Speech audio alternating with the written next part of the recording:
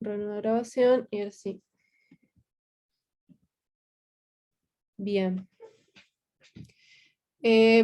Por si no les terminó de quedar claro, el inmueble está compuesto por el valor de la tierra y el valor de las construcciones y de repente otros factores, por ejemplo el entorno, cosas por el estilo. Nosotros en evaluaciones 1 nos vamos a centrar en calcular el valor tierra, ¿tá? El valor tierra sin construcciones, sin mejoras, solo el valor tierra. En evaluaciones 2 van a tener, van a aprender distintos métodos en el cual van a aprender a tasar las construcciones y ponerles una categoría, un estado de conservación, y bueno, eso lo van a ver en el año que viene. Y centrándonos en lo que es evaluaciones 1, y vemos un poquito de historia, los primeros establecimientos en el Uruguay, se conformaron las manzanas de forma cuadrada, ¿no? Y se utilizaba la vara para eso. Entonces las manzanas medían 100 varas, y eso equivalía a una cuadra. La vara que se utilizaba en el Uruguay era distinta a la que se utilizaba en otros países de Latinoamérica, y la nuestra en el equivalente del sistema métrico decimal es de 0,859 metros. Entonces, la característica que tenían era que, bueno, esa cuadra se dividía en 4 cuadrados iguales, y a su vez cada cuadrado, como está ahí en la imagen, que ven que tienen 6 lotes, ¿no? Esa configuración era, digamos, la más representativa en los primeros establecimientos urbanos que se realizaron en Uruguay. Entonces tenían 24 solares, ¿no? Con esa área, unos 307 metros cuadrados, como dice ahí, cada solar. ¿A qué va todo esto? Nosotros en evaluaciones 1 vamos a hablar mucho de lo que se llama el lote tipo, ¿tá? Entonces, ¿por qué tenemos que saber la configuración de la cuadra o de las cuadras de las ciudades para determinar ese lote tipo? ¿Tá? Entonces, por medio de estadísticas, sacando las dimensiones, teniendo en cuenta que el lado vale 85,9 de cada cuadra, el lado de cada cuadra, y sacando el lote esquinero, que vieron que tiene una configuración, un frente mayor, con eso se hacen cálculos y se llega a que el lote tipo, que el lote más en promedio representativo es de 10,2, con 10,02 de longitud de frente. ¿Tá? Y eso sale a ser 85,9 por 4, tienen 4 lados, y le restan las 4 frentes del lote esquina. ¿Tá? Después, teniendo que el frente es de 10 metros, eso te condiciona el área también, ¿no? Entonces, adoptando que tienen 10 metros de frente y el área de 300 metros cuadrados, determinan el fondo. Entonces, ese lote tipo, nosotros vamos a decir que, bueno, que para este tipo de las zonas donde se dio esta configuración, el lote tipo va a ser de 10 por 30. Pero a medida que las ciudades fueron avanzando en Uruguay, fueron cambiando las normativas, y eso ha ido generando que se generen otros tipos de lote tipo dependiendo de la zona. De repente este 10 por 30 es más característico de la ciudad vieja, del centro de Montevideo. Si nos vamos más, no sé, por ejemplo, para el lado de Carrasco, el lote tipo va a ser otro, van a ser solares más grandes. Volviendo a la definición de lote tipo, en un medio urbano, el lote tipo es aquel cuyas dimensiones y configuraciones son las que son más frecuentes en la zona de estudio. Entonces, cuando nosotros tengamos que tasar un lote, tenemos que estudiar la zona en la cual está y ver la configuración de las manzanas, y ahí hacer una estadística y sacar el lote tipo del lugar. Para eso tenemos que sacar los lotes esquineros, porque los lotes esquineros tienen otras particularidades que los lotes mediales no tienen, entonces los debemos sacar. Y también tenemos que tener en cuenta que el lote tipo tiene que ser rectangular, o lo más rectangular posible, por eso ahí dice casi rectangulares. Pueden tener pequeñas irregularidades en el fondo, tener alguna forma un poco de trapecio, pero eso va a estudio del técnico especializado, en este caso somos nosotros, los ingenieros agrimensores, también para estudiar la normativa de ese predio, porque si la forma tiene una irregularidad tal que junto con la normativa, ¿no? Por ejemplo, tengo un terreno que tiene restricciones para construir, porque, no sé, tienen un retiro de 5 metros frontal, tiene un retiro en el fondo y tiene retiros en los laterales. Y el predio tiene irregularidades,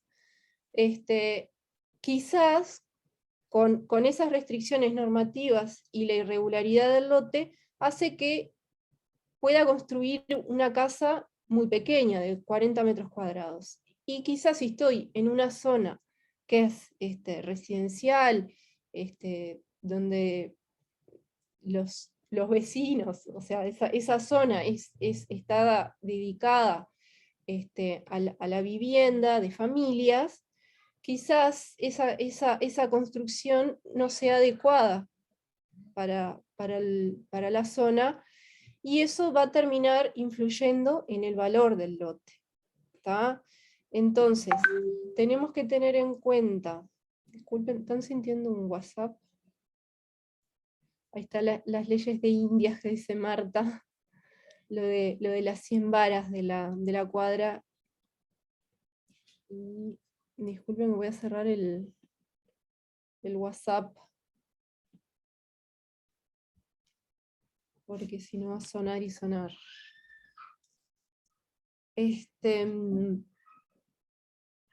Entonces, estábamos en que los lotes tienen que ser rectangulares, lo más regulares posible. ¿Tá? Después vamos a ver, cuando los lotes no son perfectamente rectangulares, cómo los vamos a tratar. Eso se los vamos a mostrar. Después tenemos el lote tipo en el medio rural, que nosotros en el curso no vamos a tasar lotes rurales, pero sí para que tengan en cuenta que las características que se toman por lo general son las características agronómicas que tenga esa zona, y para eso utilizan un índice que se llama CONIAT, pues ustedes lo van a ver en análisis rural y en otras materias lo van a ver más en detalle, que bueno, junto con esa característica que les va a dar el índice, van a poder tasar el inmueble.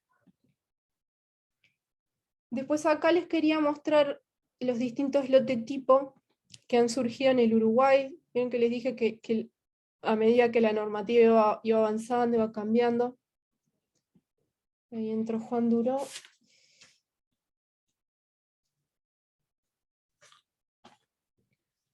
En el año 92 se hizo un estudio en Uruguay y surgieron los lototipos que están acá en la planilla, y surgieron lotes desde 250 metros cuadrados hasta 900, que son los barrios llamados barrios jardín. Buenas, discúlpeme Hola. que me atrasé un poco. No, no pasa nada.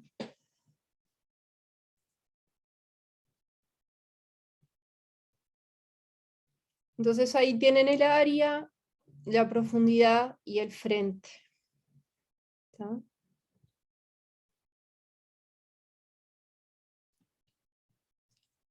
Después, la clase pasada habíamos visto el coeficiente de comercialización. Y yo me había olvidado de mostrarles una interpretación gráfica del coeficiente de comercialización.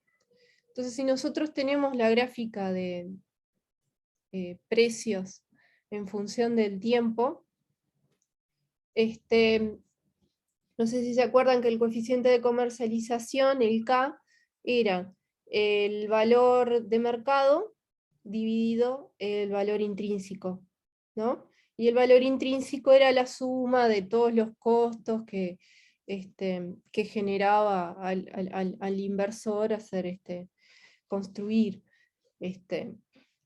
Entonces, ahí está graficado desde el momento cero, desde que nace la idea del inversor para hacer el proyecto, y la función esta de costos, que es la que está graficada, perdonen que está media como distorsionada, fue lo que pude dibujar en la presentación. Sería más así, a ver si tengo el foco.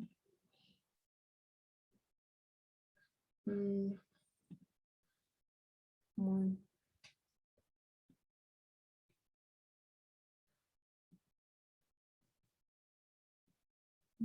Sería más así.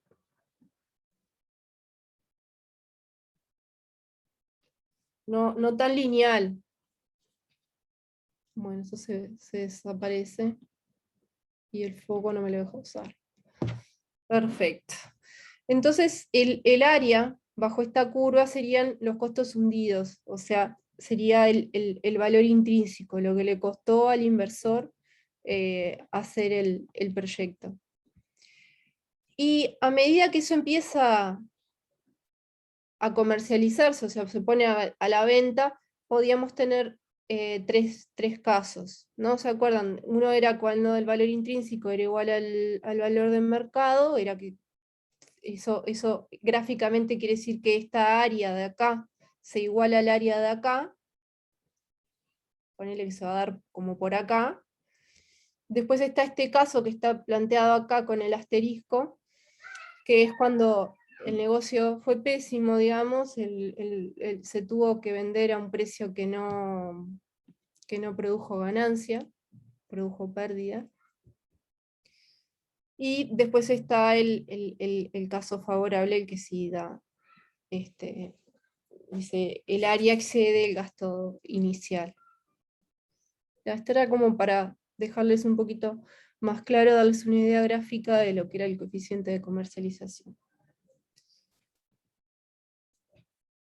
Entonces yo acá les tengo...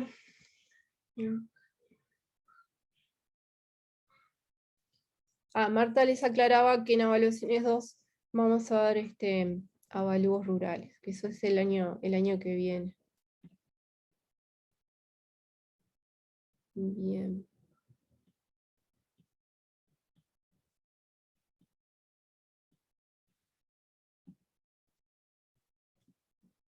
Disculpen que me salen tantas ventanitas que no me dejan ver mi pantalla. Entonces acá yo les tengo 3 lotes, ¿no? Que los 3 lotes tienen en la misma área. Entonces yo les hago la pregunta, ¿vale lo mismo estos 3 lotes que tenemos acá? No sé qué piensan.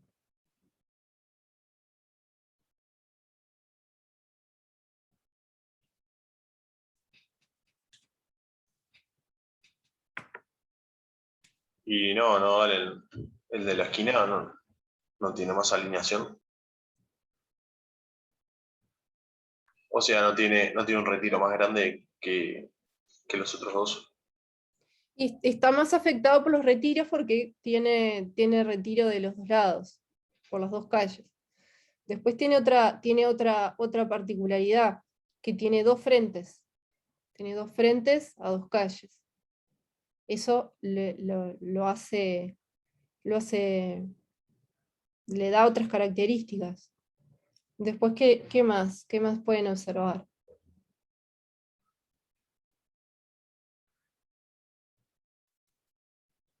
Supónganse que tienen ese retiro y que después pueden construir todo, ¿no? A ver si de acá para acá lo pueden construir todo, este lo pueden construir de acá para acá, y este pueden construir acá, entre esas dos fajas. ¿Qué más pueden decir? Por ejemplo, el triángulo.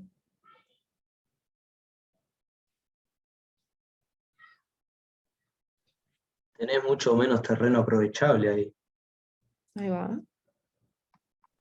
Eso es cierto. Entonces, ¿cuál elegirían de los tres? Si ustedes fueran empresarios. Ay, perdón que no estaba leyendo el chat. El de más de la derecha, Ahí va. El que tiene forma rectangular, ¿verdad? claro. El que tiene el que es más regular. Ahí va.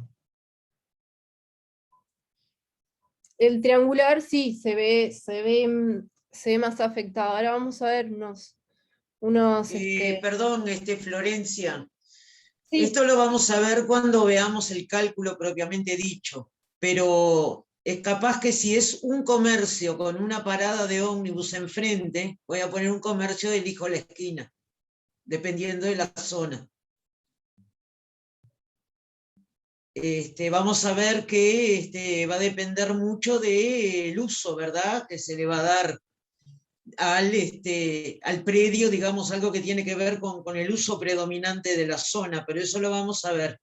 Vamos a ver que las esquinas pueden tener una corrección especial cuando se trata de zonas comerciales, justamente por la mayor posibilidad de vidriera que puede tener un comercio, porque puedo tener una parada de ómnibus que la gente se baja y ya, digamos, tengo mayor movilidad, digamos, mayor cantidad de transeúntes. No es tan lineal, digamos, a priori el terreno rectangular medial en mitad de cuadra, en este caso podría tener mayor valor, pero va a depender un poquito según la zona y según el destino al cual, digamos, vayamos a dedicar ese inmueble. ahí está. Gracias, Marta. Nada. Como dice Marta, si tenemos un fin comercial, las esquinas son más codiciadas para poner un negocio porque tenés dos calles para mostrar. También a veces hay como una tendencia a pensar de que la esquina vale más por ser esquina, y si de repente es una zona destinada a vivienda, que sea esquina no estaría generando un valor, una valorización. Es más, quizás para una casa de familia estaría siendo negativo el hecho de que hay más exposición a la calle y puede ser objeto de robos, por ejemplo, ¿no? Entonces, siempre hay que tener en cuenta los factores, digamos, extrínsecos del lote y los intrínsecos, los propios, ¿no? Que ahí están el área, el frente, el fondo, la forma. ¿Tá? Todas estas cosas las vamos a ir viendo en detalle conforme se va a ir desarrollando el curso, y entonces quizás cuando ya podamos calcular los valores de mercado de estos terrenos, podamos volver a traer este ejercicio y hacemos los cálculos. ¿Tá? pero a veces está bueno quedarse con ideas.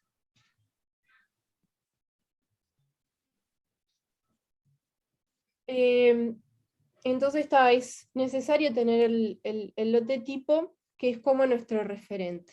¿Tá? Entonces, en los ejercicios que nosotros le vamos a dar en el práctico, por lo general le decimos el lote tipo es de tanto, 10 por 30, 12 por 40, lo que sea, ¿no?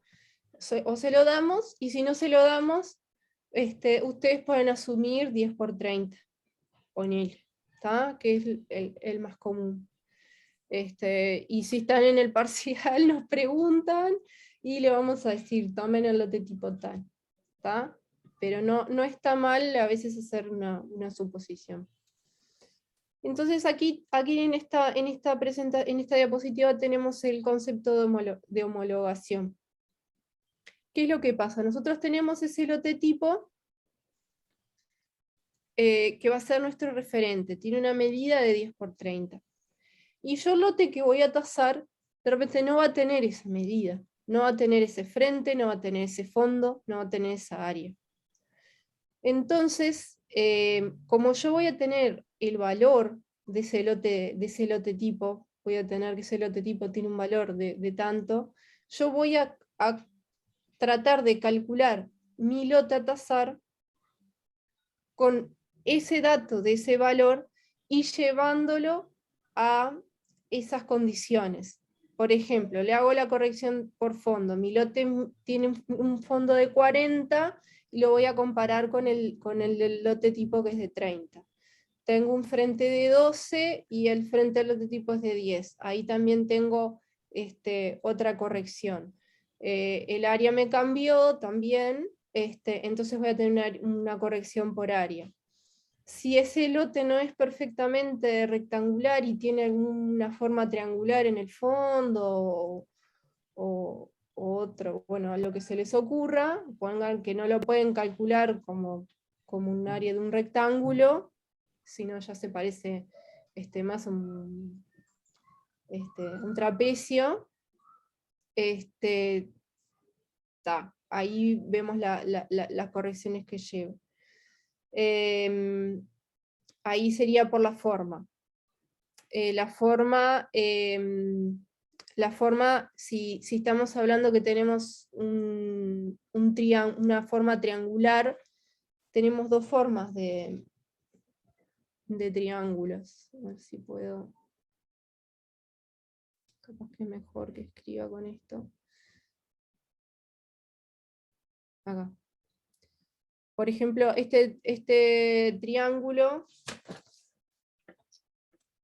si el lote tiene esa forma, sería un delta, y si está para el otro lado sería un nabla.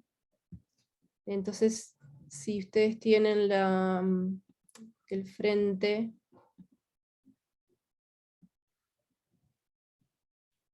pongan que no va a ser una puntita, pongan que va a tener un pedacito chiquito de frente y después el predio se desarrolla hacia atrás. Este terreno obviamente que va a estar más castigado en el sentido de que tiene muy poquito frente, y ahí las correcciones andan entre esta corrección anda alrededor de un 0,30 y la que es así un 0,70 del valor. Después tenemos otra corrección que es la ubicación en la manzana. Ya vimos que no es lo mismo un lote medial que un lote esquinero, por ejemplo. Y después hay otras correcciones por topografía, de que, bueno, si el terreno es demasiado irregular en alturas, los casos típicos, por ejemplo, pienso en Punta del Este, los grandes chalets que tienen lomas gigantescas, no sé si han visto. Bueno, esos terrenos, a pesar de que pueden traer incomodidades vivir en esas lomas tan altas, ¿no? O que no todo el mundo pueda acceder a ello, porque una persona mayor no va a poder subir 1500 escaleras para entrar a su casa. Pero en esas zonas de barrios, jardines, tener esas lomas y esas casas en altura son estéticamente agradables, y eso genera un aumento en el valor del terreno.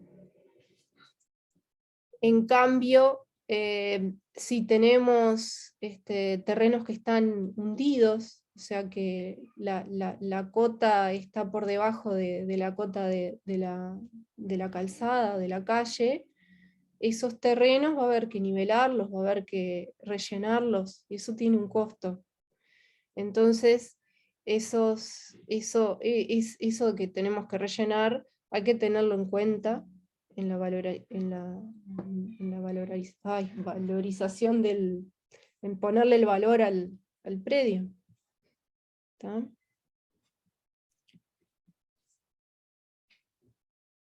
Después, Florencia, perdón, una consulta. La topografía, entonces, ponerle que el terreno sea desnivel, como los que decías de Punta del Este o ese tipo, ahí el valor se aumenta en vez de bajar.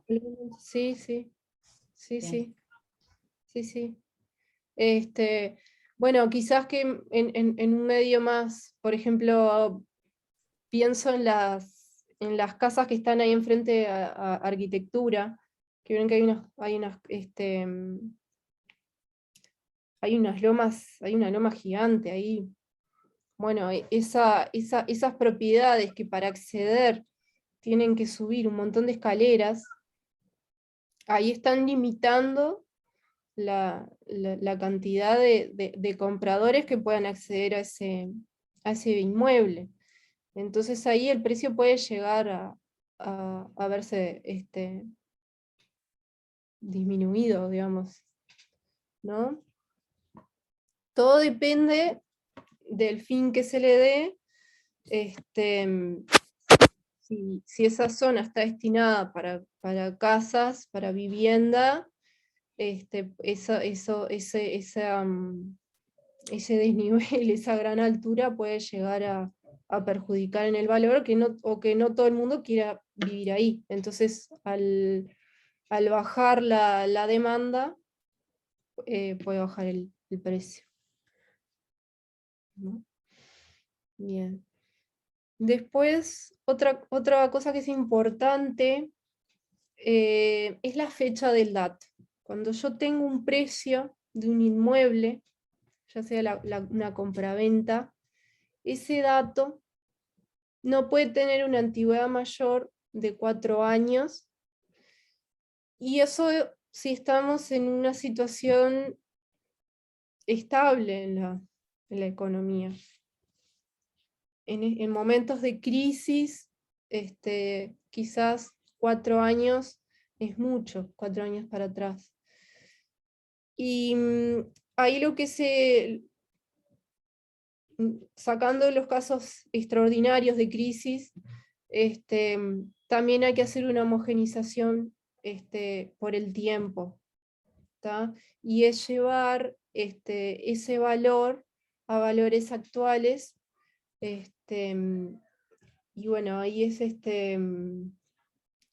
era por unidad indexada, que se hacen las correcciones para llevar ese valor de esa fecha. Eso lo vamos a ver un día en el teórico o en el práctico. Vamos a tener un dato que va a ser de una fecha del 2018, del 2019, y lo vamos a llevar a una tasación al día de hoy, ¿tá? Pero es importante que sepan que existe, y que los datos que ustedes pueden tomar para hacer su tasación no pueden irse muy atrás en el tiempo.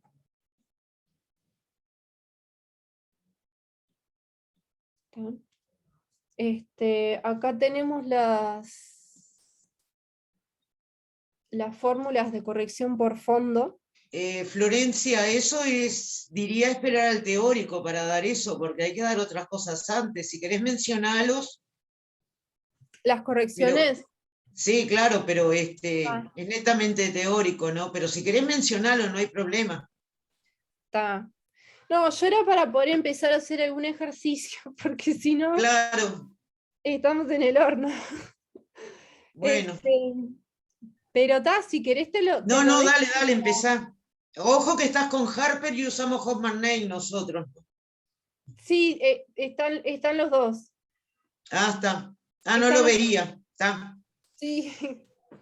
bien. Estos son criterios,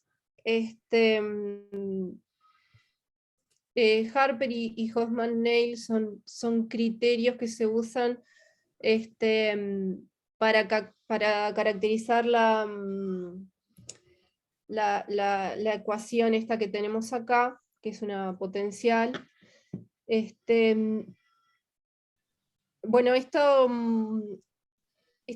fórmula que está acá, esa ecuación I igual K por X a la menos M, bueno, surge de hacer una integral, de tomar una franja infinitesimal. Si tengo un terreno que tiene un frente a una calle y tomo una franja, esto está en el libro de Niederer, como dijo Marta.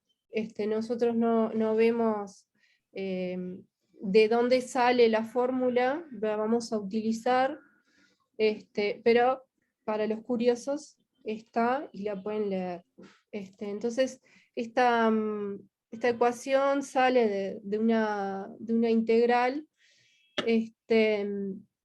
y lo que hace es, si le hacemos una interpretación, es que a medida que el fondo aumenta, los precios disminuyen.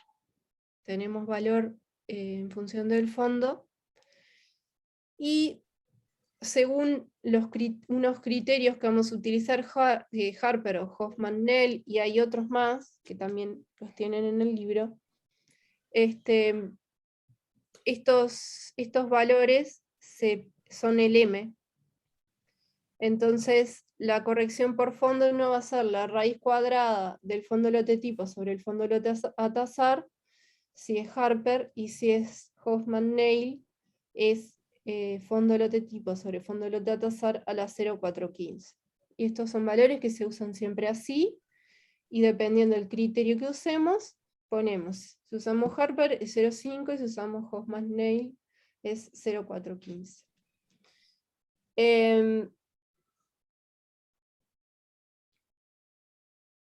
¿Qué pasa cuando el terreno no es perfectamente rectangular? Se usa un fondo ficto. Entonces, donde va fondo lote a tasar, se pone ese fondo ficto.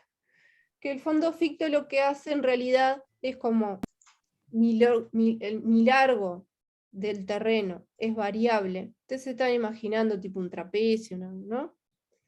Si quieren les hago Disculpa, Florencia, pero hay una pregunta antes de pasar a Perdón. fondo ficto de Jennifer que hizo en el chat. El Sí. tema es el siguiente.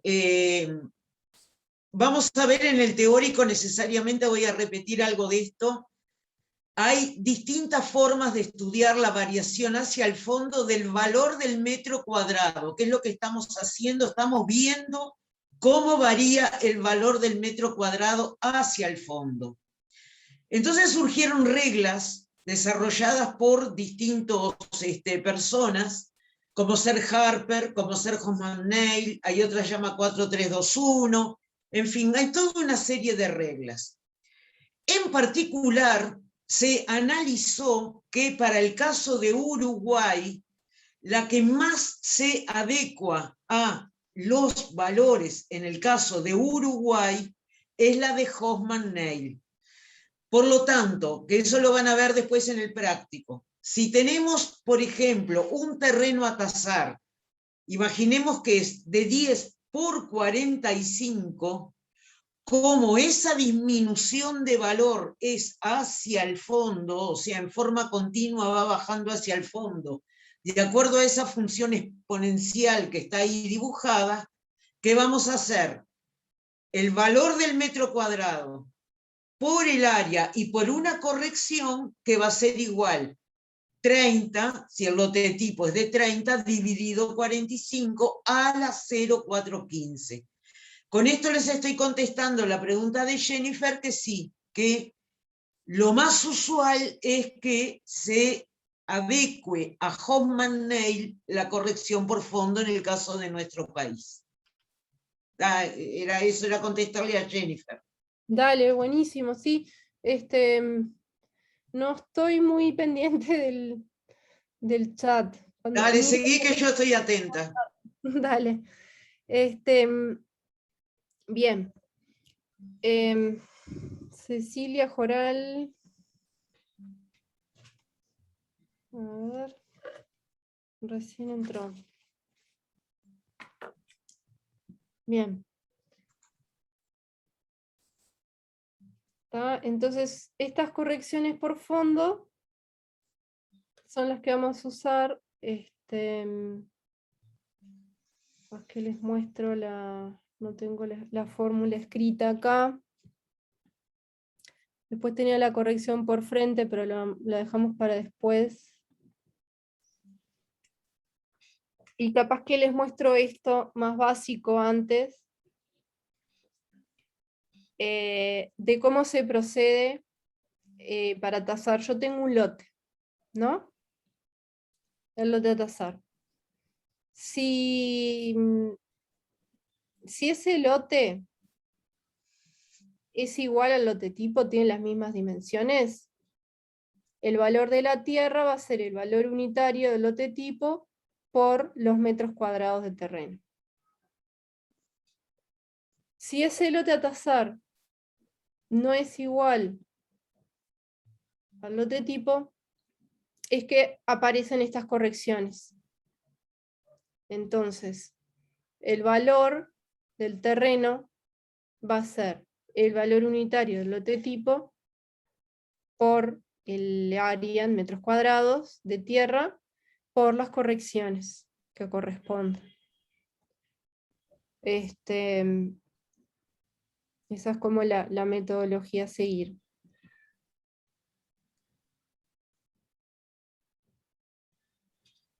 Acá tengo este ejercicio que es del práctico, y si quieren lo vemos como para que quede claro cómo se calcula el valor terreno.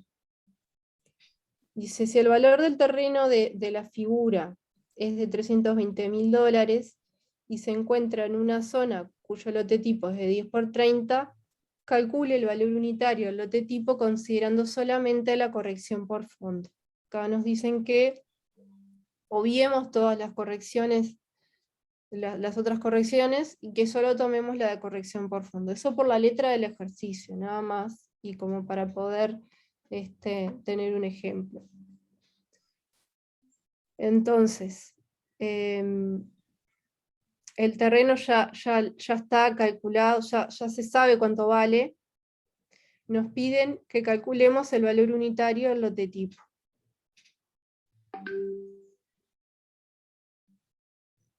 Entonces, el valor terreno va a ser el área por el valor unitario del lote tipo medial por la corrección por fondo. En este caso tenemos que despejar el valor unitario del lote tipo, despeje, nada más, y tenemos que calcular el área del terreno, un trapecio, y hacer la corrección. En este caso yo utilicé Harper, acá no dice que esto es Uruguay ni nada, así que es solo un ejemplo. Usé Harper, entonces puse 0,50 y puse corrección por fondo, es el fondo del lote tipo. El lote tipo nos dan por dato que es 10 por 30, o sea que el fondo es 30, y como no es rectangular, tenemos que hacer un fondo ficto. Y el fondo ficto lo que hacemos es dejar fija el área y lo dividimos por el frente. Entonces, el área dividido el frente nos da un fondo, o sea, es como hacer esta figura que es un trapecio, es como hacerla regular. dejarla con 365 metros cuadrados de superficie y con un frente de 10. ¿Tá? Entonces, esto se hace porque obviamente tendrían dos fondos, ¿no? Si ustedes van a aplicar la corrección y ponen el fondo del lote, ahí se van a encontrar que algo no cierra. Por un lado mide 38 y por otro mide 35. Entonces en estos casos es que hacemos fondo ficto y es como que hacemos una figura rectangular, dejando fijo el área y el frente. Entonces en lugar de poner el fondo del lote, se pone que es el fondo ficto, en este caso da 36,5 metros, y hacen la cuenta y les da este valor de acá, este coeficiente que es menor a 1, ¿está? 0,91. Con esta corrección por fondo, vienen y la ponen en la ecuación de acá, y obtienen el valor unitario del lote tipo medial.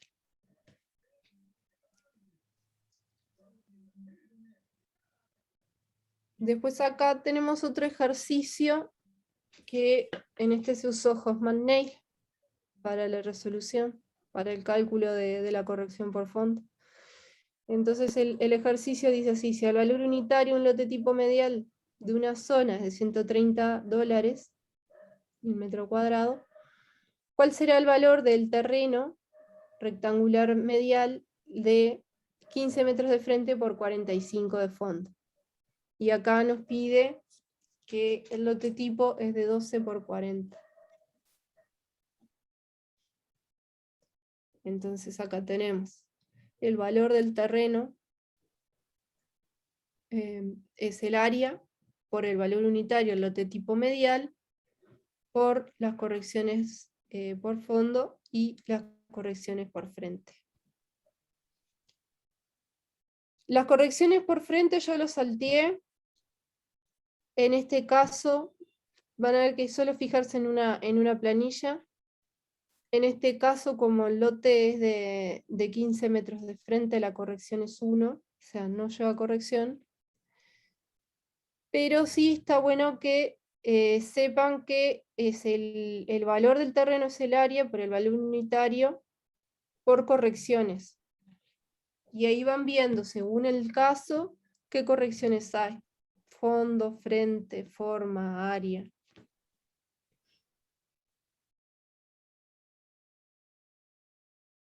Para hallar la corrección por fondo, tenemos el fondo del terreno, que es 40, y el fondo del lote tipo, que es 40 metros, y el fondo del lote a tasar, ahí dice que es de 45.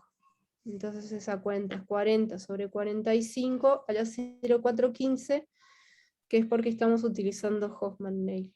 Y ahí tienen la corrección por fondo, les da este valor, también menor a 1, 0,95.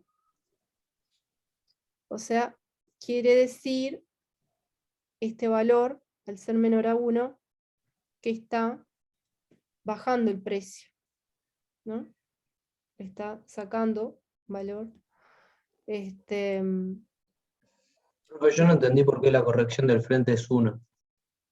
No, porque todavía no se dio eso. O sea, tú vas a ver que correcciones hay varias, porque además de las que mencionó Florencia, hay por área menor a la normativa, por área mayor a la normativa, por terrenos enclavados, por terrenos con área predominante en el corazón de manzana que entra por un pasillito chico. Y hay una corrección especial que es la corrección por fondo, que ahora después cuando la vean, van a ver que los terrenos entre 10 y 15 está establecido que no llevan corrección. O sea, este tema de las correcciones no es algo caprichoso, ¿verdad? Esto en particular, que es la corrección por frente de acuerdo a las longitudes de frente, es un estudio que hizo la propia Facultad de Ingeniería.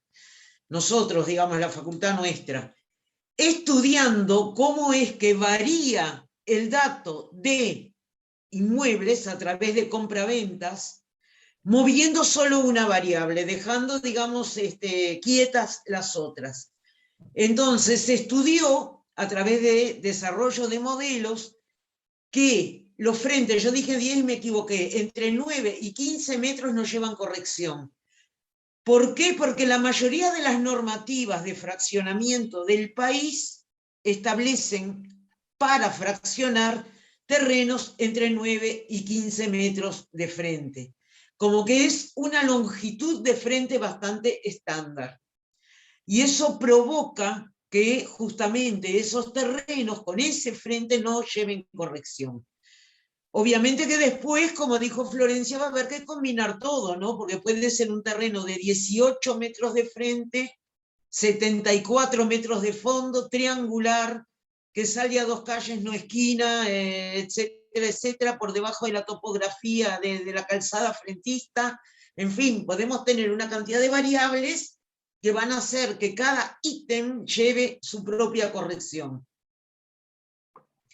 En este caso, por ahora, quédense con la corrección por fondo, con digamos, esa formulación que es la que usamos acá, fondo lote tipo sobre fondo lote a tasar a la 0415.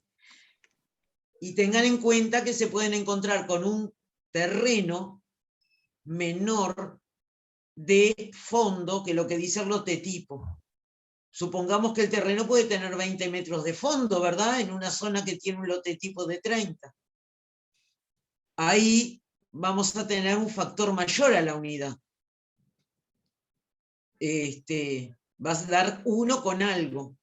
Pero igual ese terreno, ¿por qué se va a ver castigado? Porque va a ser un terreno más chico a la normativa vigente.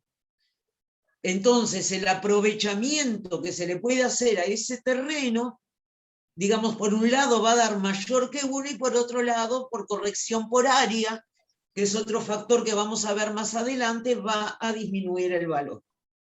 O sea, van a jugar todos los coeficientes. A veces se da que hacemos todos los coeficientes, multiplicamos uno por otro, por otro, por otro, y llegamos a lo mismo como si no hubiera, ¿no? Porque la casuística es tan grande que a priori no podemos saber qué es lo que va a pasar. Pero eso lo vamos a ir viendo. Bien. No, yo les preparé estos ejercicios que eran lo que me parecían más sencillos como para arrancar. Sí. Igual ya estaba corrección por frente, que yo me adelanté muchísimo. No, está bien. Yo solamente te voy a pedir, Florencia, para aclarar un poquito, que pases a la transparencia 13, a la anterior. Acá, sí. ¿Por qué es importante este tipo de ejercicios? Nosotros lo que vamos a hacer, imagínense que los contratan para hacer una tasación de un terreno. Lo primero que tienen que saber de qué me agarro para hacer la tasación del terreno, ¿no? Pues se enfrentan al terreno, perfectamente, digamos, pueden ver el lote predominante de la zona, que se llama lote tipo, y encuentran que, por ejemplo, sí, acá el lote predominante, porque tipo viene de típico, es una palabra que usa la estadística, es lo que más se repite, ¿verdad? Bárbaro, acá este lote, el predominante es de 10 por 30. Vamos a suponer que se cumple esa condición. Pero yo lo que tengo que hacer es agarrarme de algo para ver cuánto vale ese terreno. Es capaz que conseguir el lote tipo mirando un parcelario lo hago relativamente rápido, pero no el resto. ¿Qué voy a hacer? Voy a salir al mercado, a averiguar si hay terrenos que se están ofertando en la zona o que se vendieron. Y en lo que se vendieron hay que tener cuidado, no me puedo ir mucho tiempo atrás, como dijo Florencia, ¿no? Porque el mercado inmobiliario en particular es un mercado que no sigue ni la evolución del dólar, ni la evolución de la UI, ni la evolución de la UR. En fin, por eso se toman espacios muy cortitos para que me sirva un dato de una compraventa de unos años anteriores. Ojo, homogenizar, eso es homogenizar por tiempo, pero también tenemos que ver en qué moneda se transó, porque también hay que homogenizar por moneda, porque algunos pueden haberse comprado en UI, otros en dólares, en pesos incluso, bueno, todas esas son cuestiones de homogenización que hay que hacer. Entonces, ¿qué voy a hacer? Voy a ir a la zona a averiguar, a ver si se vendió algo o hay algo que están ofertando. Y esos valores que encuentre los voy a tener que descomponer como este ejercicio 6 que les muestra Florencia y llegar a un valor del metro cuadrado para la zona, que acá dio 963. Ahora, ¿qué pasa? No conviene nunca quedarnos con un valor solo, esto es un ejercicio. Nosotros en la zona tenemos que tratar de conseguir la mayor cantidad de datos posibles. Y después someterlos a un estudio estadístico, a ver si nos quedamos con todos o no. Porque es un poco lo que yo les decía de la libre operación de compra-venta. ¿Qué pasa si yo necesito plata para hacerme un tratamiento en el exterior médico? Tengo un terreno, lo puedo vender a cualquier precio por debajo del valor de mercado, y si lo uso me va a desvirtuar el resultado. Pero a lo que voy es que la primera etapa es, determinamos el lote tipo, el lote predominante de la zona, primero. Segundo, ¿qué es lo que vamos a hacer? A tratar de conseguir la mayor cantidad de inmuebles comparables, se llaman, o testigos que se hayan vendido, que se estén ofertando. Someterlos a este procedimiento con sus correcciones. Digamos, yo tengo el valor de venta o el valor de oferta. El área la consigo, obviamente, de esos terrenos. Ahora, digamos, es todo muy transparente saber el área de un terreno, ¿verdad? En la página de Catastro está, digamos, el área del terreno que yo estoy usando como comparable con un dato cierto, y ver qué coeficientes correctores va a llevar ese terreno a efectos de calcular el valor unitario del lote tipo. Voy a tener un cúmulo de valores y después lo que queda a ver, que si acaso lo vemos ya el viernes que viene, hacemos un ejercicio de ese tipo, voy a ver con cuáles me quedo. Capaz que alguno voy a calcular un coeficiente estadístico que se llama coeficiente de dispersión, de variación, que es el desvío sobre la media, y ahí me voy a poner un estándar, no más que esto. Si entran todos dentro de este rango, entonces admito los valores. ¿Por qué tengo que calcular un desvío? Porque la media por sí solo no me explica estadísticamente. Yo tengo que saber con qué más o menos me muevo siempre. O sea, yo puedo decir el nivel de ingreso en un país son 40.000 pesos, pero me interesa si la población está cerquita de la media o hay mucha dispersión. Con esto lo mismo. Yo puedo decir el valor del metro cuadrado en la zona, por ejemplo, en 18 de julio y Río Negro. Es $1.200 el metro cuadrado, que es real, no, eso no es un invento, es una cifra real, pero ¿con qué más o menos me muevo dentro de la zona? En toda la zona del entorno de 18 de julio y Río Negro es $1.200, es capaz que tengo un más menos que tengo que saber medir. Bueno, eso simplemente, digamos, para decirles que este tipo de ejercicio en el cual se parte de un dato cierto para tasar otro inmueble es algo muy común, es lo que se hace en la vida profesional y es ejercicios que se plantean en este curso.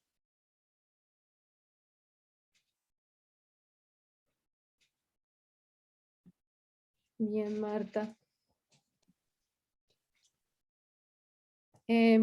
No sé si querés que hagamos algún otro ejercicio. Es como medio complicado poder hacer en vivo. A mí me queda Si una querés, duda. no, lo que podemos hacer, vamos a preparar ejercicios ahora para el viernes, porque el miércoles vieron que es feriado. Sí. No había visto. Así que preparamos ejercicios de esto y yo simplemente les voy a contar ahora, si me compartís. Sí. Vamos ya. a ver un poquito de, no puede iniciar función de compartir pantalla mientras otro esté compartiendo. Ya paro y Sí. ya te hago anfitriona. A mí no me quedó claro una cosa. ¿El valor Dime. unitario del lote tipo es el valor del metro cuadrado por zona? Te repito, a ver acá un poquito. Porque capaz que me mezclé y para no anotarlo mal. Espera un poquito. Bueno, esto ya lo dijo Florencia, ¿no? Que no valen lo mismo. Acá están todas las correcciones que vamos a ver. Yo agregué, además de las que dijo Florencia, terrenos enclavados o desarrollo predominante en el corazón de manzana, área menor a la normativa, superficie muy superior a la normativa. Imagínense que en área urbana a veces nos tocan tasar terrenos muy grandes, una cancha de fútbol. Ahí no puedo identificar un frente y un fondo. ¿Cuál es el frente, cuál es el fondo? Imposible, eso es un cálculo en especial. Bueno, la evolución de la normativa fue lo que dijo con relación a las leyes de Indias, cuando Millán traza los planos de la ciudad. Bueno, esto también lo mostró. Y, digamos, tu pregunta en definitiva, ¿cuál era? El valor del metro cuadrado de lote tipo. El BULT, preguntaba la definición de BULT. Valor unitario de lote tipo medial. Perfecto. Vimos que, o lo dijo Florencia, que hubo, digamos, hay una evolución en la ciudad a partir de las leyes de Indias, ¿verdad? Una evolución que se da por distintos factores. Por ejemplo, se provee en determinadas zonas de infraestructura completa de servicios, por ejemplo, públicos, pavimentos, saneamiento, agua potable, etcétera, etcétera. Entonces, como política pública para evitar la expansión de las ciudades, capaz que la norma permite normas más chicas.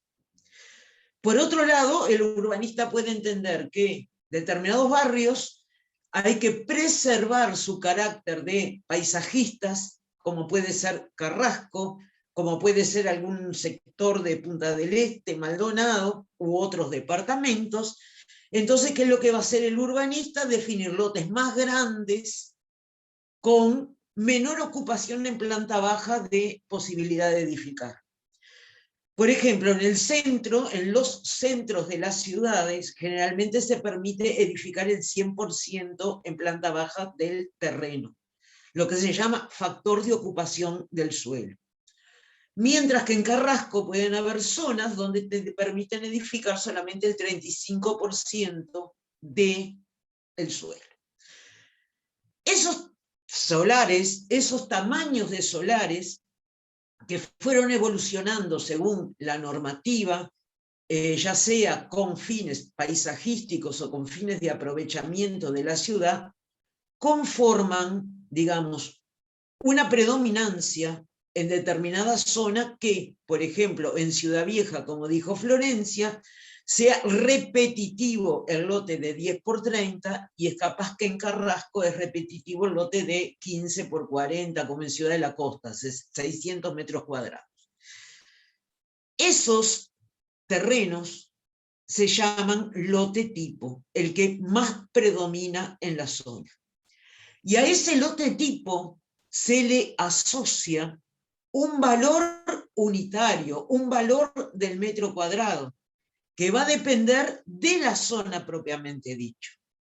Va a depender de los servicios que tiene la zona, va a depender de la normativa, va a depender de la oferta y la demanda, en fin. Ahora, ese valor unitario de lote tipo, de lote predominante, se define para el más repetitivo. Entonces, una vez que yo encuentro un terreno que se aparta de ese que predomina en la zona, ahí le tengo que poner correcciones. ¿Por qué? Vamos a pensar lo siguiente. Urbanísticamente, no es por capricho que se define determinadas dimensiones para los lotes. Cuando tú vas a una intendencia, porque querés fraccionar la tierra, por ejemplo, vamos a Trinidad, departamento de Flores, y la intendencia me dice, lotes de 450 metros cuadrados, con 12 metros de frente, y tampoco estoy inventando, es un dato real, o vas a solimar y te dicen, acá tienen que ser lotes y voy a fraccionar de 15 metros de frente y 40 metros de fondo, es porque atrás hay un estudio que se hace sobre el aprovechamiento de la zona. Se entendió que es justamente esas dimensiones lineales y superficiales es lo que más me permite aprovechar la zona en cuanto a los servicios que pueda tener instalados. Eso se define antes, ¿verdad? Lo que se puede fraccionar. Entonces, desde el punto de vista evaluatorio, se entiende que más grande, algo más grande, con más fondo, puede ser, entre comillas, como un desperdicio. Entonces, al ser, entre comillas, como un desperdicio, va a llevar una corrección. Y uno más chico también se entiende que tiene problemas porque tal vez no me permite sacar el aprovechamiento que me permitiría la norma si fuera el que definió el urbanista.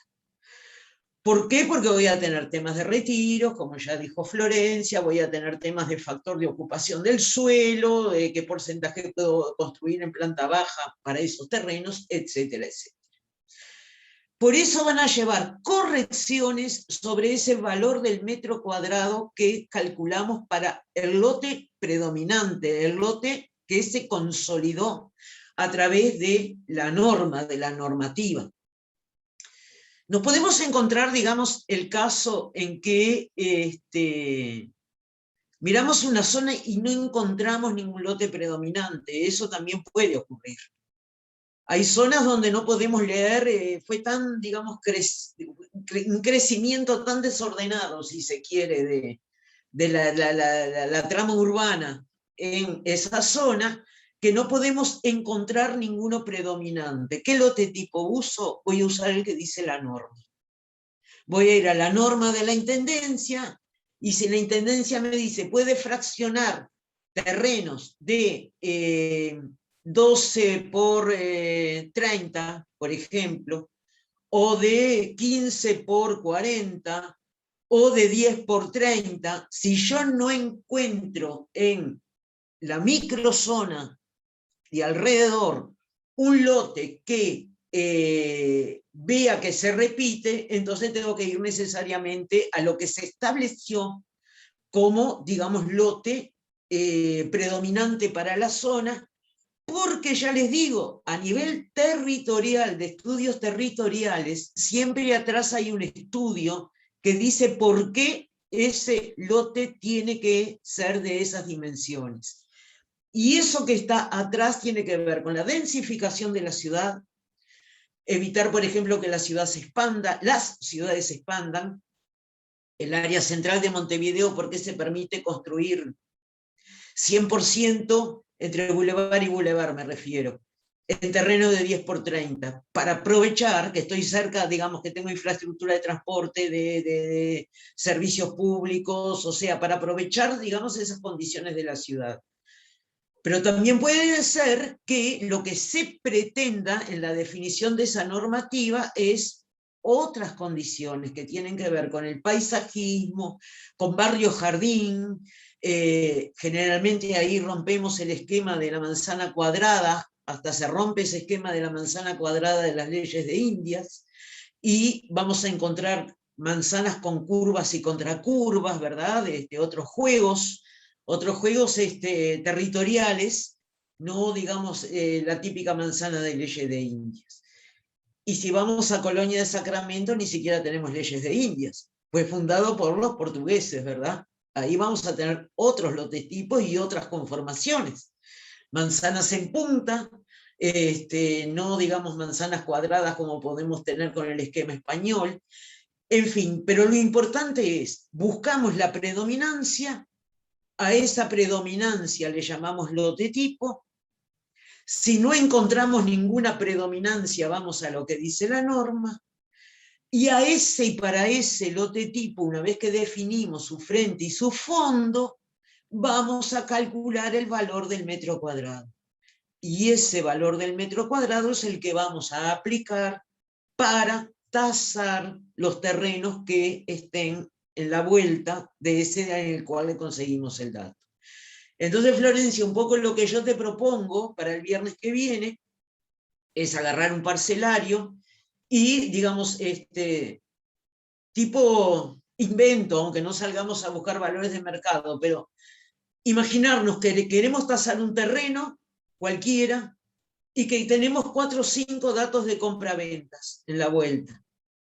Entonces, descomponer eso, digamos, de ir, digamos, del dato de venta a determinar el valor del metro cuadrado del lote tipo, ver si ese valor del metro cuadrado del lote tipo o esos 5 o 6 que consigamos son coherentes entre sí o tengo que apartar alguno, porque, ya les digo, es una persona que necesitó dinero y lo vendió por debajo del precio de mercado. No lo puedo poner en el promedio porque me desvirtuaría.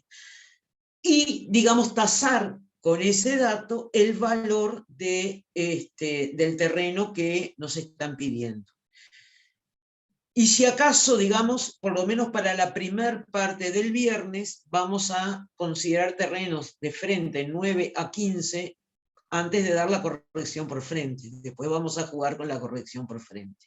O sea, que Más o solo- menos entendió, Franco, nosotros usamos el valor del metro cuadrado, calculamos el valor del metro cuadrado del lote predominante, ya sea por normativa o es porque el que más se repite.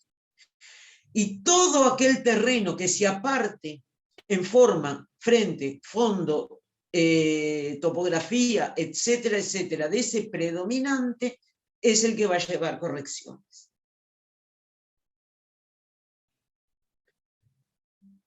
¿Está? Dio perfecto, sí, sí. Bueno, esto es más o menos, acá está la fórmula, ¿no? Bueno, vamos a trabajar entonces con esta, la próxima. Y ahora yo lo que les quiero, bueno, acá están todas las correcciones, ven, bueno, eso después lo vamos a ir viendo en la medida que avancemos, pero vamos a centrarnos ahora en la primera parte, en la corrección por fondo. Y ahora lo que yo les quiero mostrar, que es teórico, ahora sí es teórico, que también es importante,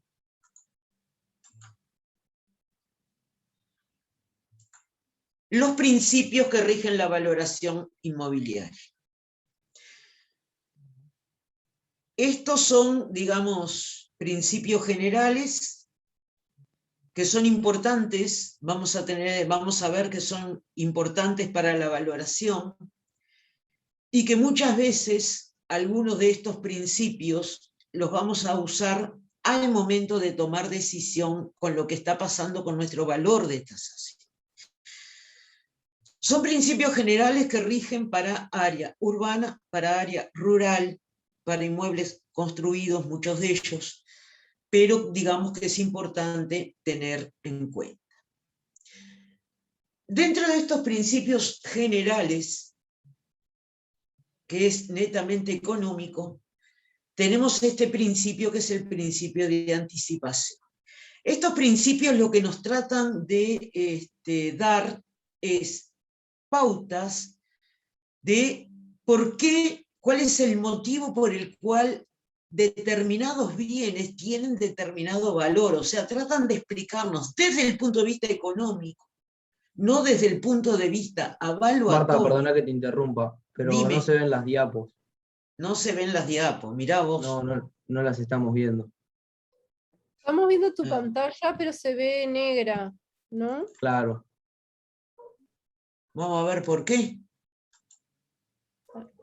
Ahí, principio de anticipación. Ah, pero aparece ¿Ahora? Ahora se ve. Ahora sí. Ahora sí, me había olvidado de poner compartir pantalla, disculpen. Esperen que voy a ver el chat. No, yo no, ¿alguien ve? No, ahora ven. Avísenme porque a veces soy media acelerada y me olvido de compartir la pantalla. Empiezo a hablar sin mostrar la transparencia. Esto se los voy a mandar, no bien termine la clase. Yo creo que ya se los mandé, es lo que ya les mandé. Lo que pasa es que esto no lo hablamos. Son, les decía, principios pensados más que nada desde el punto de vista de la economía. Tengan en cuenta que los avalúos es una rama de la economía. Y y es una ciencia más social que otra cosa, porque intervienen acá hay mercados, intervienen oferentes, intervienen relaciones sociales. Si bien, digamos, nosotros, la función nuestra es cuantificar justamente todos esos vínculos, ¿verdad?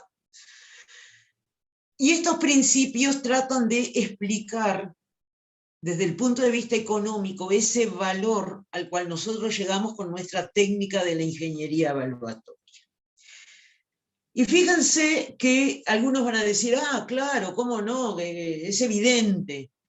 Pero, no obstante ser evidente, hay cosas, digamos, que vamos a ver acá, que si bien las podemos saber, nos damos cuenta que sí, que efectivamente es lo que rige en cualquier valoración de cualquier. Esto yo ya se los había dicho, el principio de anticipación, el valor que se fija tiene que ver con beneficios futuros o ingresos futuros.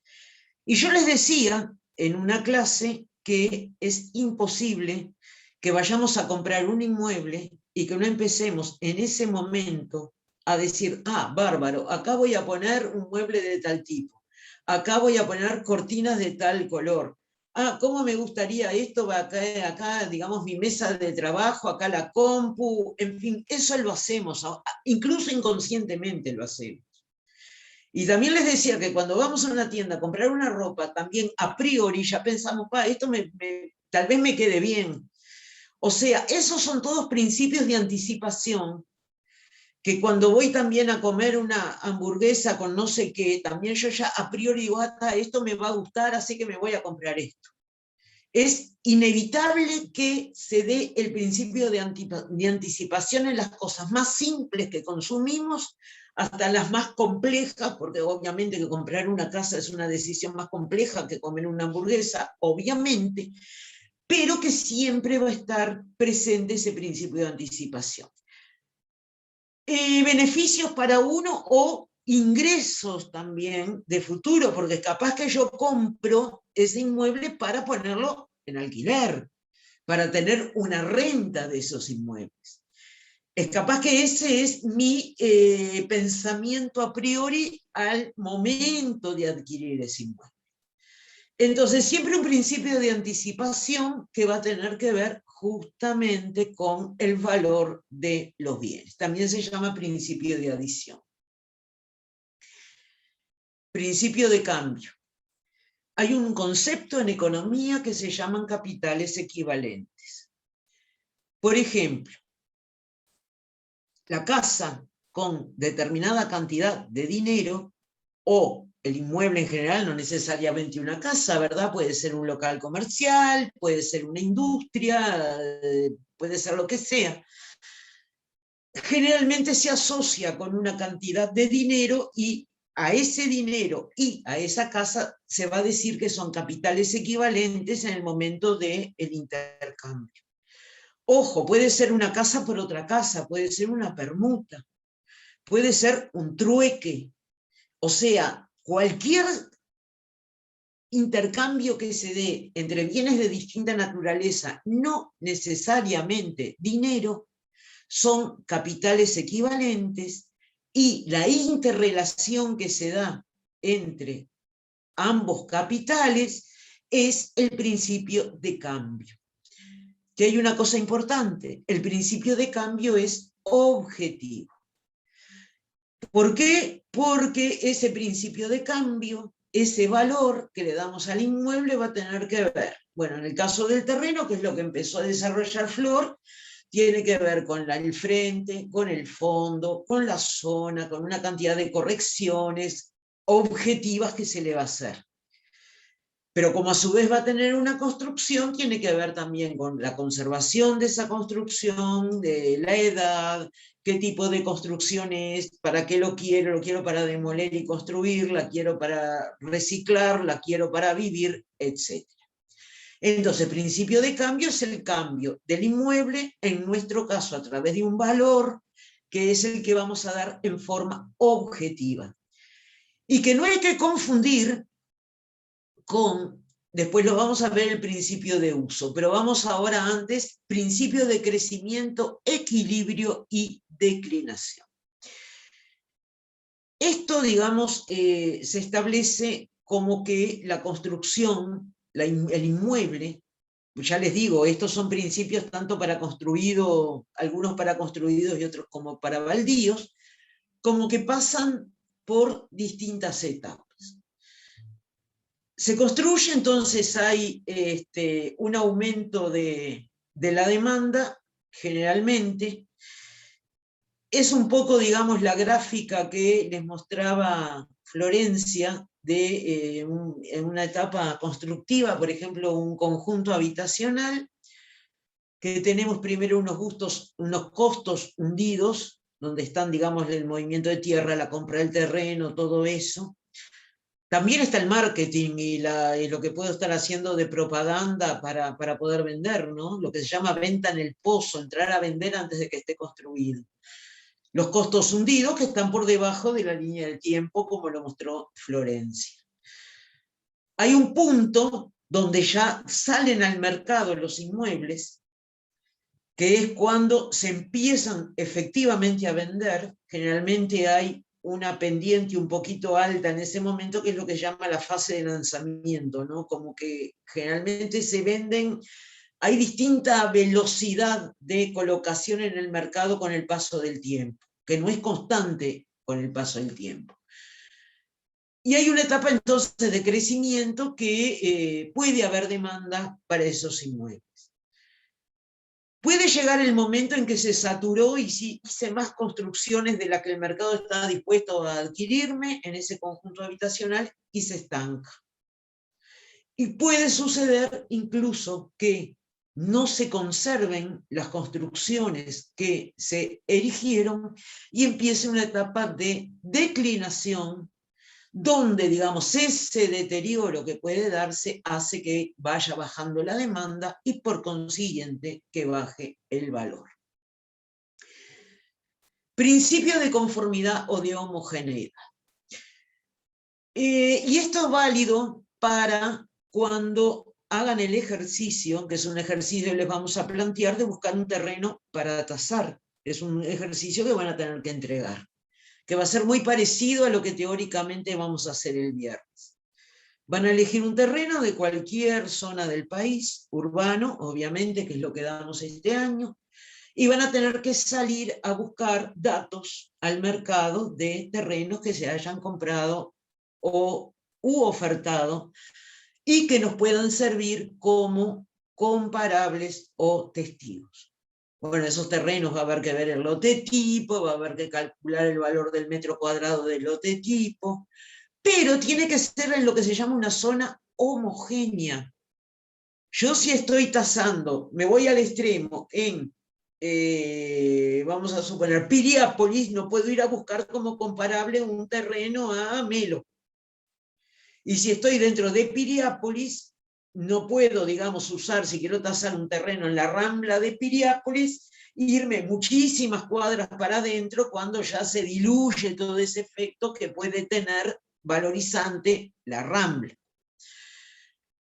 Ese principio de conformidad o de homogeneidad lo que me dice que voy a tener que elegir comparables o inmuebles testigos en una zona homogénea en base a nivel socioeconómico, que más o menos vea que es parecido el nivel económico de la zona, normativa.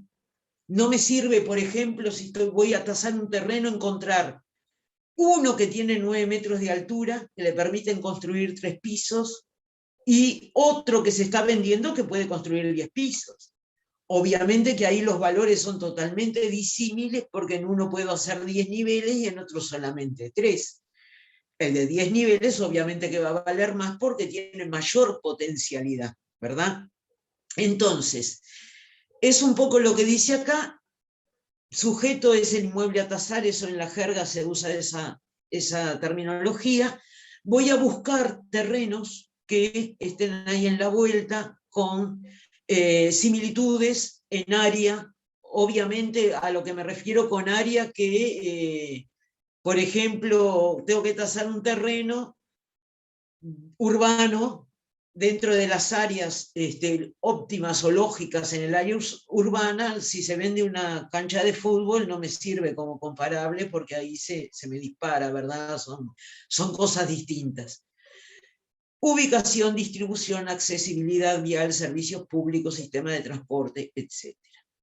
Y ahí, como dijo Florencia, se homologarán las diferencias. Ese es el principio de conformidad o de homogeneidad, siempre en áreas más o menos homogéneas.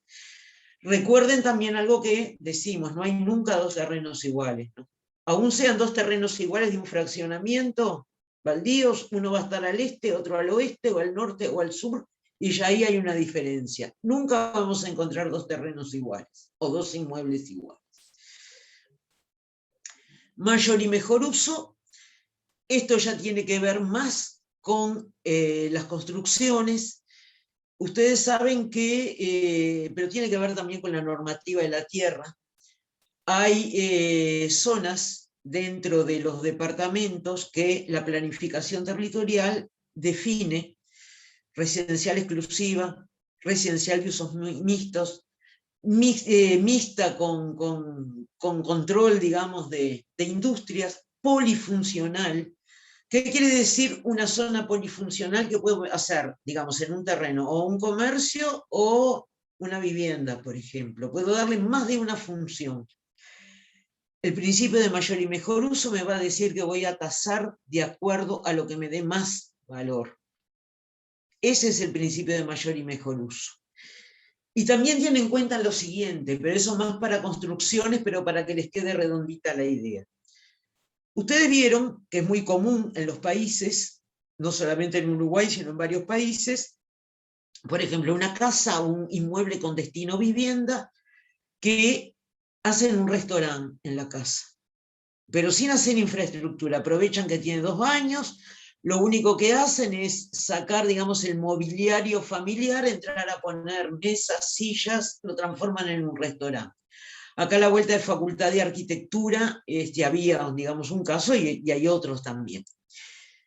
Si yo puedo sacar todo eso que equipamiento para restaurante y la gente puede volver a entrar al inmueble y usarlo como vivienda, entonces lo voy a tasar como vivienda. ¿Qué quiere decir? Que según este principio voy a tasar de acuerdo al destino predominante al que fue construido, salvo que haya hecho obra, ¿verdad? Tirado paredes o modificaciones que ya no ameritan que ese inmueble original, que era vivienda, vuelva a ser vivienda sin volver a ser la infraestructura. Ese es el principio de mayor y mejor uso. Acá en Montevideo hay mucha casa relativamente suntuosa de determinada época que ahora es una clínica de ojos o que son clínicas privadas.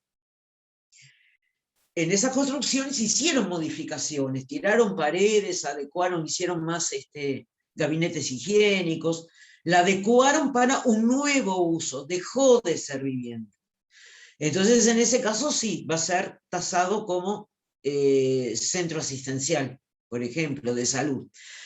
Eso es lo que me diría el principio de mayor y mejor uso. Bueno, oferta y demanda es la interacción que se da entre estas dos fuerzas. Esta es la gráfica, después en la clase presencial lo vamos a ver un poco con más detalle. Fíjense que es precio-cantidad. Acá dice stock, es precio-cantidad. Ustedes tienen una curva de pendiente negativa para la demanda. ¿Por qué esta curva tiene pendiente negativa? Porque obviamente en la medida que baja el precio, el consumidor, esto es microeconomía, ¿no? El consumidor, ¿qué es lo que quiere? Adquirir más propiedades o más bienes, no necesariamente propiedades. Un inversor que quiere, digamos, adquirir muchas propiedades, obviamente que en la medida que baja el precio va a adquirir más. Pero por otro lado se enfrenta a lo que pretende el oferente, la persona que ofrece, el vendedor, que es la curva de oferta, que va a tender a tener una pendiente positiva, porque si bien el comprador quiere comprar barato, él quiere vender caro. Y ahí está esa interacción, cuando yo les digo que el mercado, sea virtual o sea físico, es una construcción social y económica, porque están concurriendo a ese mercado gente que quiere comprar y gente que quiere vender. De esa interacción entre ambos, lo que pretende uno y lo que pretende el otro, justamente se produce el precio de los bienes, la interacción de la oferta y la demanda. Este punto de equilibrio, que ustedes ven acá, se llama equilibrio de Pareto, y es totalmente teórico, querría decir que se vende más de lo que se compra, ¿no?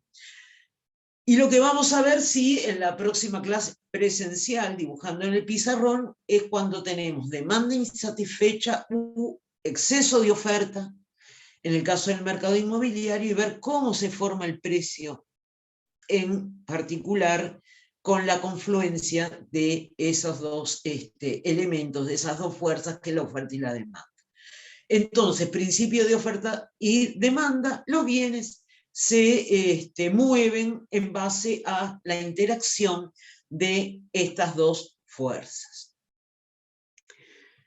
Progresión y regresión. Esto es un tema que se da y que, por ejemplo, lo voy a decir en términos muy poco académicos, simplemente para que se entienda. Un principio de regresión.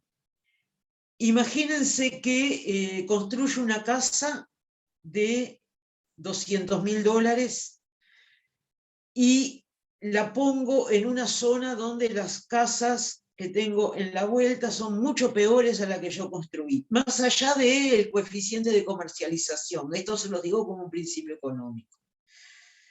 Esa casa necesariamente va a bajar el precio, va a bajar el precio por el entorno. Es capaz que ahí el constructor, porque ahí voy a tener un coeficiente de comercialización menor a la unidad, porque justamente el entorno le erró en el proyecto, construyó muy caro en un lugar donde nadie se lo va a pagar. Si lo fuera, digamos, a vender al precio que dan los cálculos, tengo un coeficiente de comercialización menor a 1, y entonces por este principio de regresión, ¿qué va a pasar? Va a empezar a bajar los precios. Les cuento una anécdota, miren qué interesante.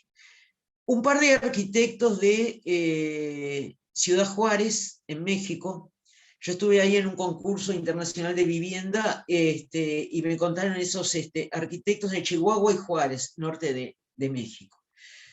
Habían hecho un emprendimiento en el cual hicieron una especie de conjunto habitacional donde tenían viviendas en planta baja y viviendas en planta alta. Ese fue, digamos, el proyecto de ellos. Resulta que la idiosincrasia, digamos, las costumbres de la gente en esa zona en particular, es no vivir abajo de nadie. Quiere decir que no es como acá, que estamos acostumbrados al edificio de apartamentos uno arriba del otro, ¿verdad? Y no pasa nada, sino que allá, ¿qué fue lo que les pasó? Se vendieron solo las casas de arriba, las del primer nivel, y quedaron todas las de planta baja sin ocupar.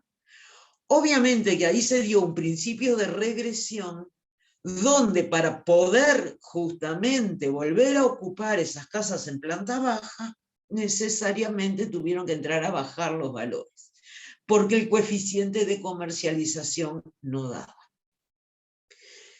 Y también tenemos el caso contrario, que es el principio de progresión, que es, por ejemplo, cuando hago una casa muy inferior a lo de la vuelta. En la zona hay casas mejores.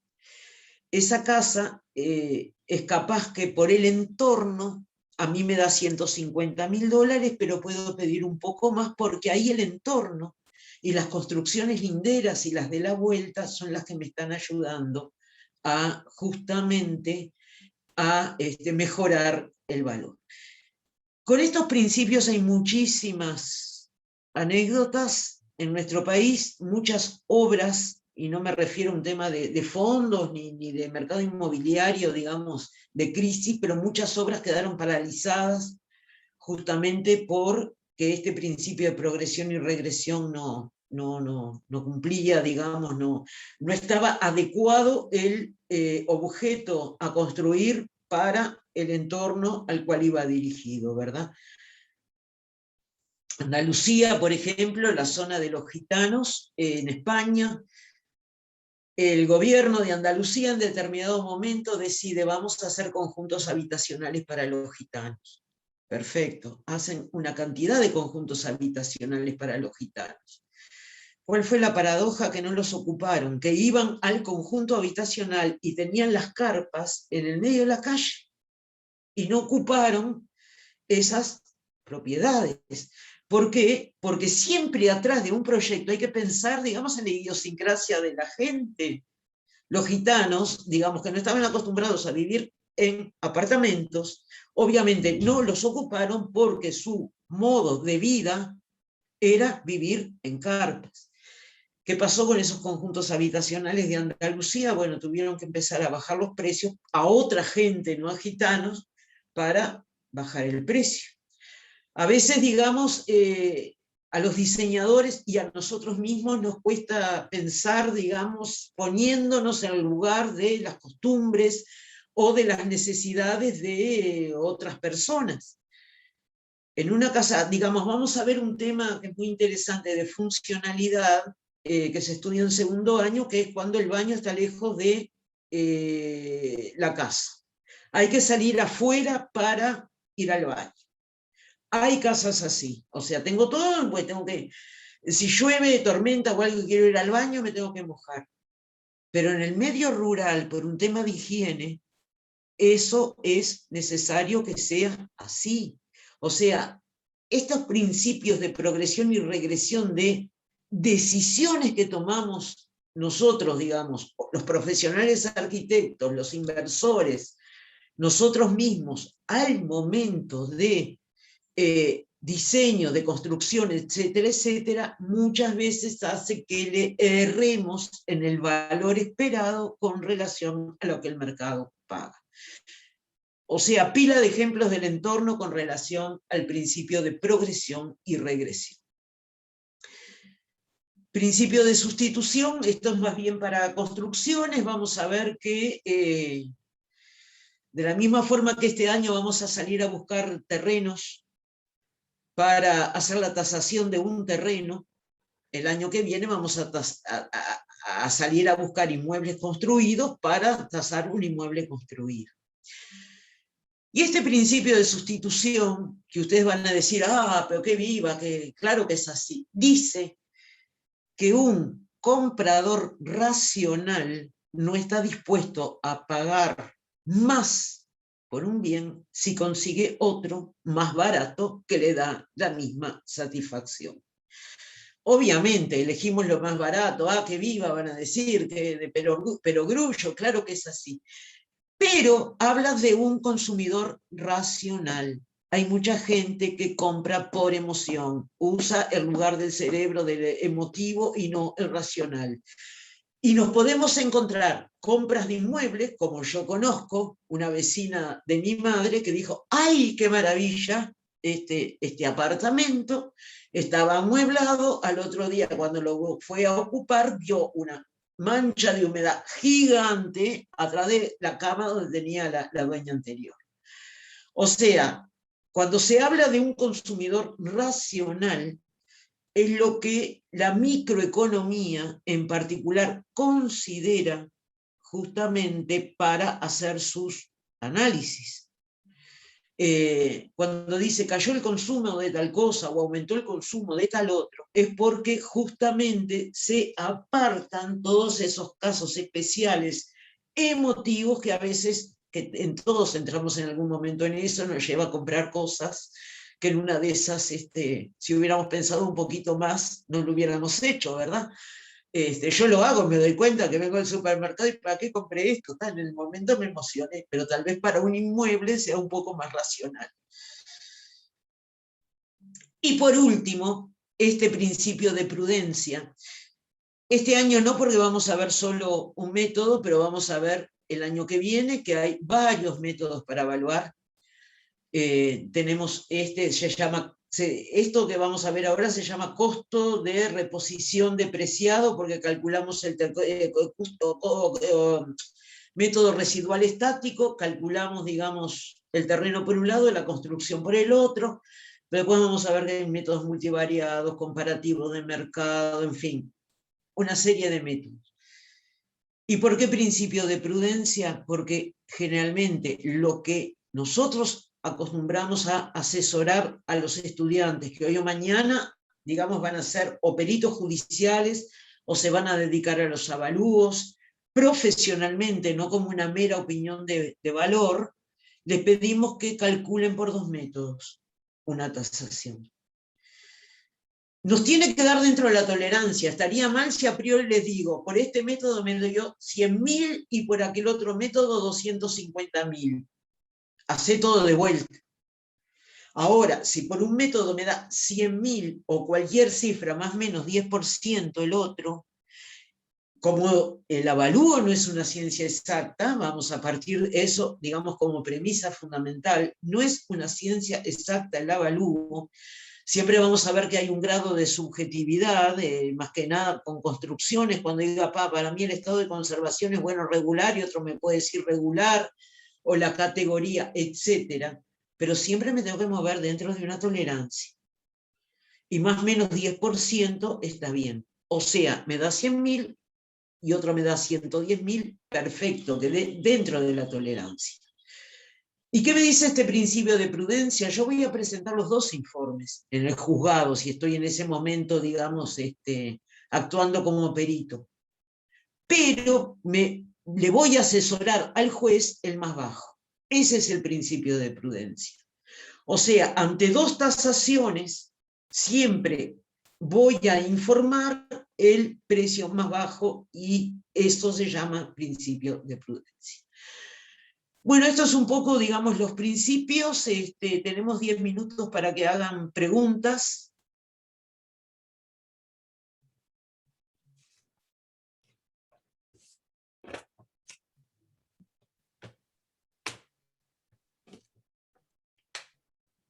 ¿Está? Entonces, Florencia, el viernes que viene, si acaso pensamos ese ejercicio de corrección con fondo y vemos corrección por frente. Perfecto. ¿Está? Y ya ahí tenemos para jugar, y podemos plantear si acaso, no sé, el viernes que viene ya el primer práctico a subir a EVA. Ya se los subí, pero no tienen fecha de entrega, ¿no?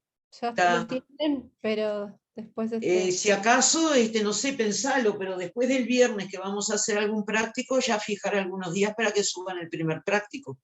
Está, eso lo hablamos, sí. Está bien. ¿Lo hablamos? Sí, sí. Me parece bien. ¿Está? Bueno, ¿todo bien? No sé si Buenazo. Bueno, nos vemos el viernes, entonces. Buenazo, El buen fin de. miércoles. Después el Dale. otro miércoles yo sigo diciendo que algún miércoles nos vamos a encontrar personalmente. No va a ser bueno, el otro, no sé si habrá algo, otro paro, bueno, está, pero algún día se va a dar. ¿Está? Bueno, chao. Chao, nos vemos. Chao, chao.